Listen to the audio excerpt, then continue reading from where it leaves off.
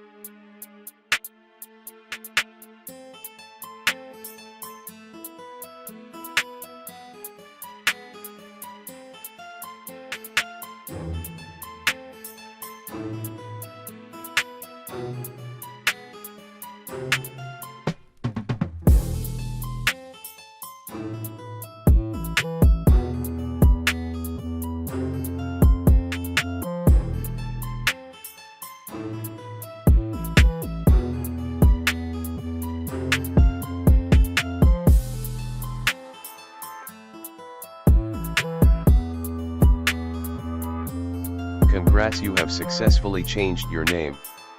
Wait for a moment to change. And remember, you can only change 3 times in 90 days. Thank you for watching. Please like this video, comment, and subscribe for more useful tutorials that will make your life easier.